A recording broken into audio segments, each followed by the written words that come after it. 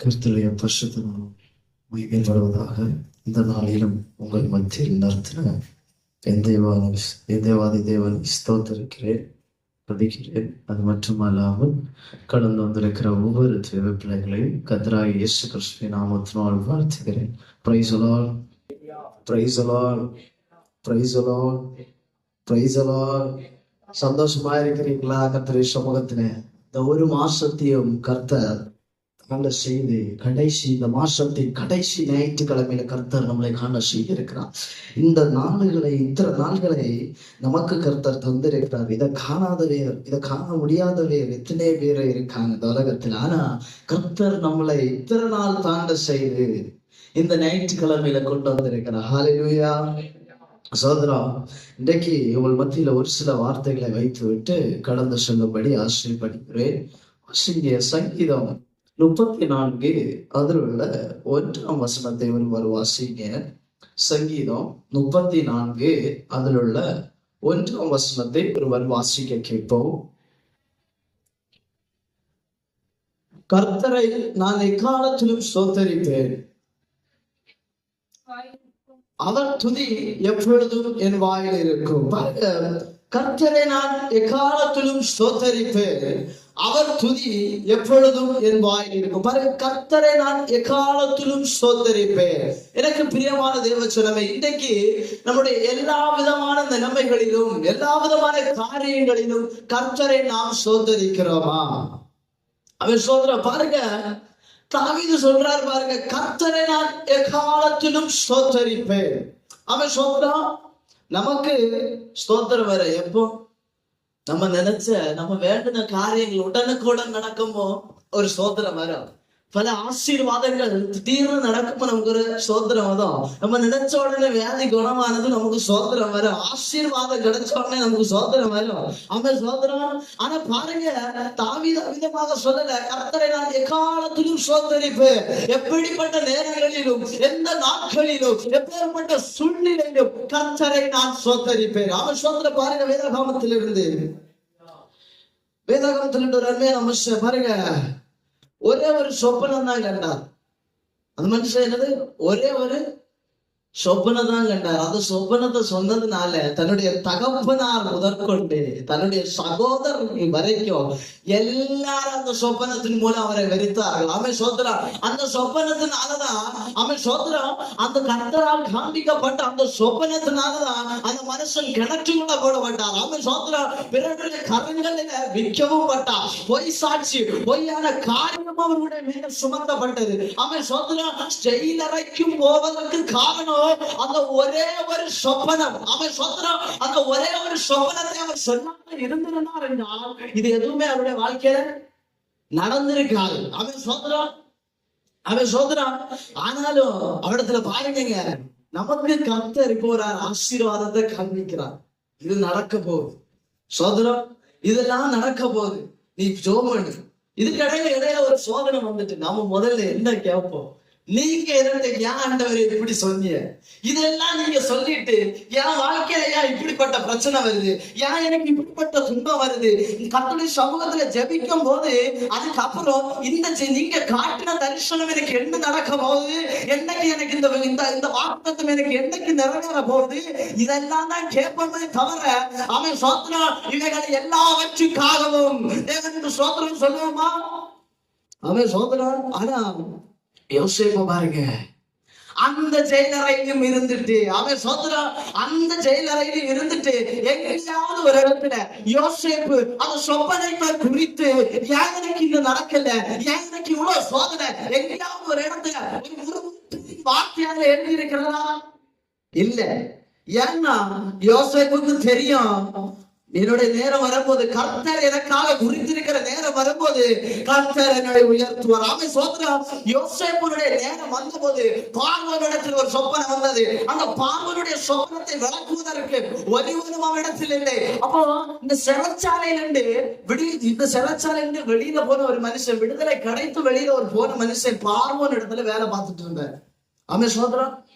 அந்த மனுஷன் பார்வோனுடைய சொப்பனத்துக்கு விளக்குவதற்கு யாரும் இல்லை என்று அறிந்த போது யோசேப்பை அவர் நினைவு கூர்ந்தான்.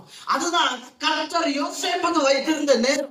எனக்கு பிரியமான தேவசனமே, இதே போலலாம் உங்களுடைய வாழ்க்கையில ஒருவேளை கர்த்தர் உங்களுக்கு வாக்குத்தத்தங்கள் தந்திருக்கலாம், வாக்குத்தத்தங்கள் தந்திருக்கலாம், தரிசனங்கள் தந்திருக்கலாம். நம்ம சொல்றோம் இவைகள் எல்லாம் நிறைவேறணும் என்ன உடனே நடந்துடாது.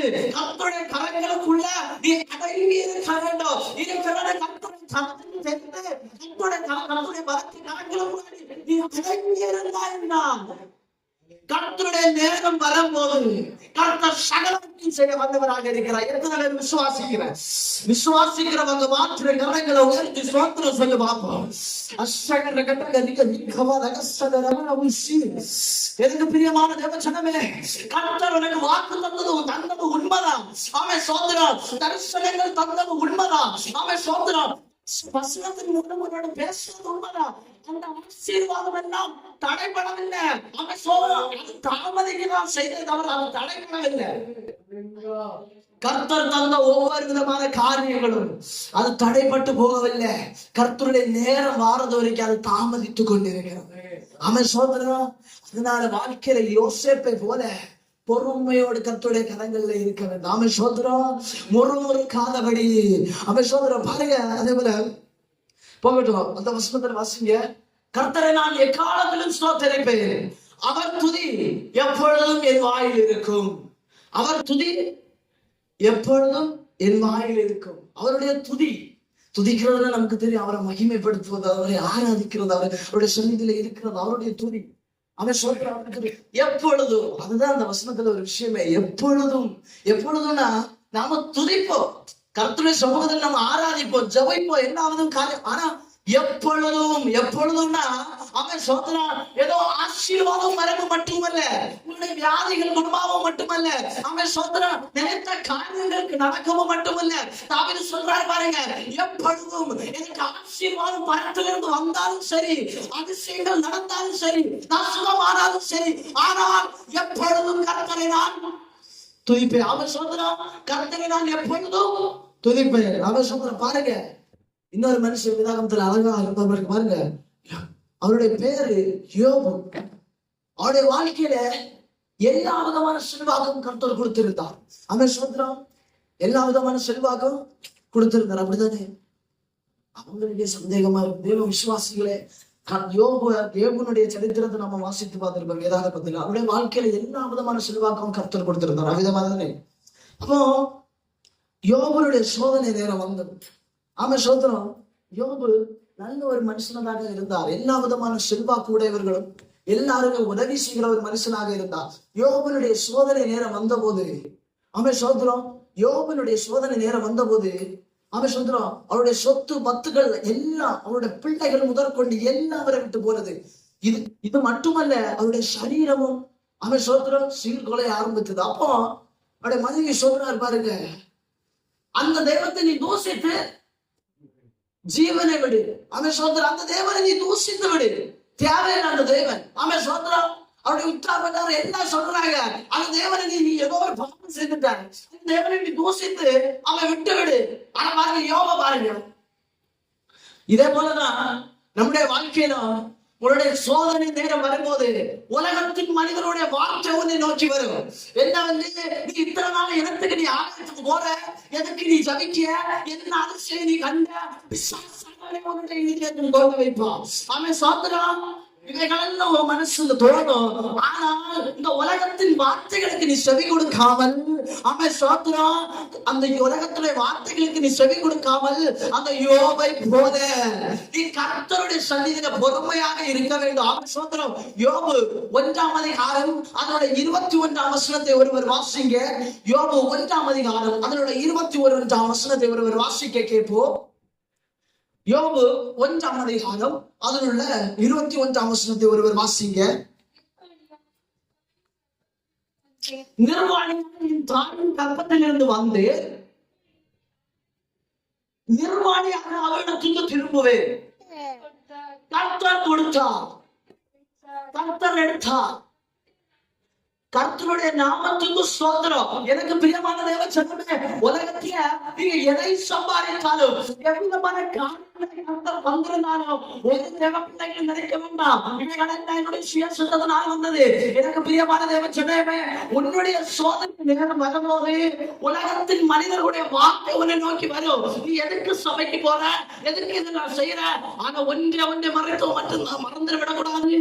நீங்க அனுபவித்துக் கொண்டிருக்கிற எல்லா விதமான ஆசீர்வாதமும் எல்லா விதமான செல்வாக்கும் கர்த்தருடைய கரங்களில் இருந்து போடப்பட்ட ஈவு.